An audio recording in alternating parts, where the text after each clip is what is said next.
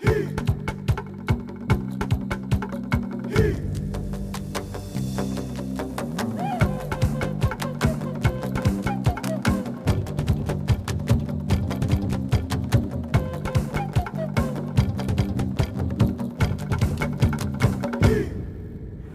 and welcome to Pacific Pulse. I'm Tanya Nugent.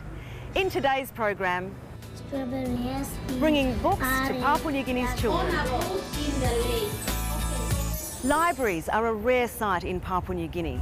Outside the school system, there are very few. A real worry in a country facing an uphill battle with literacy. A country where almost half the population aged over 15 can't read or write. But this tiny building behind me represents a big vision. It's a library set up by charity organisation Bilong Pikinini to get Papua New Guinea's children reading and writing, one word, one page, one book at a time. Good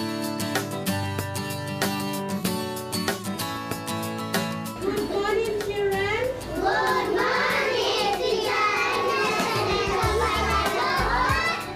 Every day we have 60 plus children coming into the library. So what we always do is that we separate them into classes. How are you all this morning? We are very thank you. How are you this morning?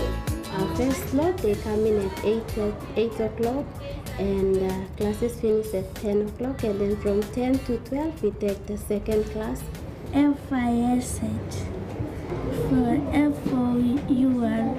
My name is Jessica. I'm 10 years old. Carrot, CARR. Some days my mommy have not enough money, so she used to send my big sister only to the school, so I comes to the library.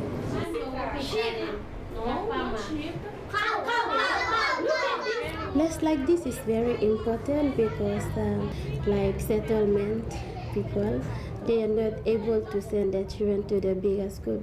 So this is their opportunity. They come into the library because it's free service and they get to come in and learn. This library in the car park of the 6 Mile Police Station is one of 4 now operating in Port Moresby since Bilong Pikinini was established in 2008. The libraries target the little kids, focusing on early childhood education. A huge issue in a place where many parents are forced to delay sending their children to school until they can afford the fees.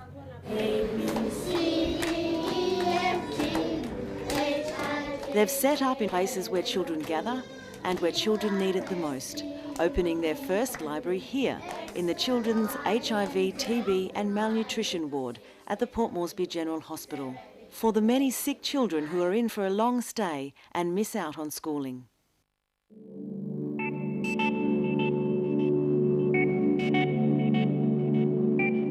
Officially, statistically, it's about 56% of the nation literate with almost equal male-female literacy, but this really is, it's not realistic.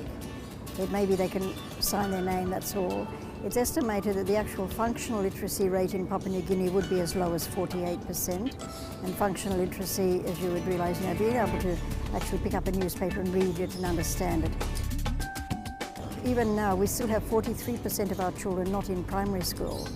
It's starting from a very low age, so we've got the continuing numbers of people growing up illiterate, plus the big backlog of people who are illiterate because they didn't have opportunities as well. And so it leads to a lot of frustration because like children, young people everywhere, they're kind of looking for other opportunities. And so the frustration does often lead to negative antisocial behaviour or self-destructive behaviour. Dame Carol Kiddu has been involved in educating Papua New Guineans for decades.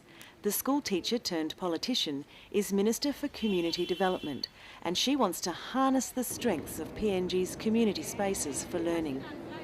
We inherited the Australian model of libraries, like we inherited the Australian models of most things, and it's not really appropriate. Well, in Australia, people take their books back. In Papua New Guinea, you borrow the books and they walk forever and they don't come back. You end up with a library with no books. Velma, come. The model they're establishing is the model that I think we should be looking at for libraries in Papua New Guinea, community-based. So there's a community ownership. And we know that go with the rat. The Red Cross Special Education Centre is where Book Bilong Pikinini opened its second library. They've also set up libraries in the provincial capitals of Leh and Goroka.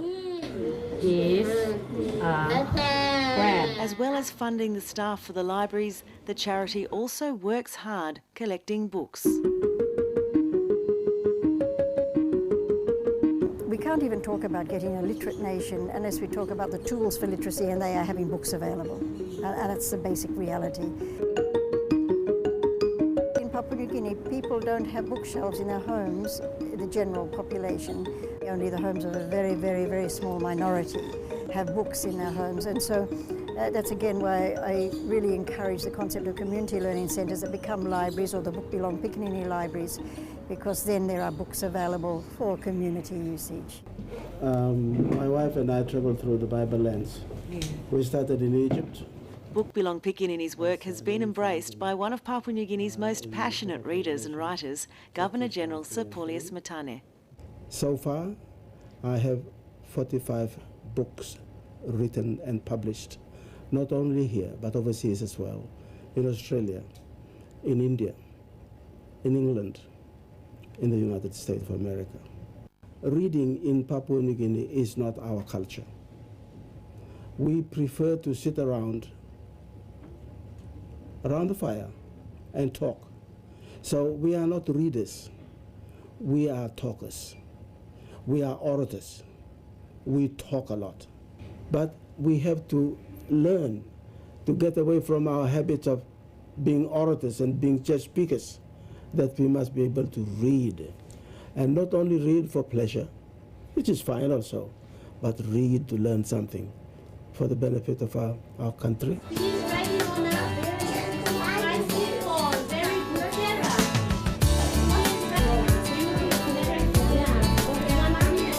These people started off in a little way, but they're going to grow.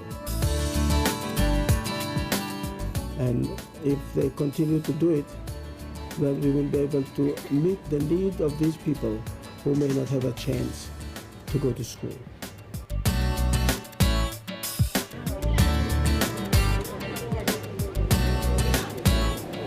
Also, kira paria plumoni, was, dress up. Also, amamas lokam lo school.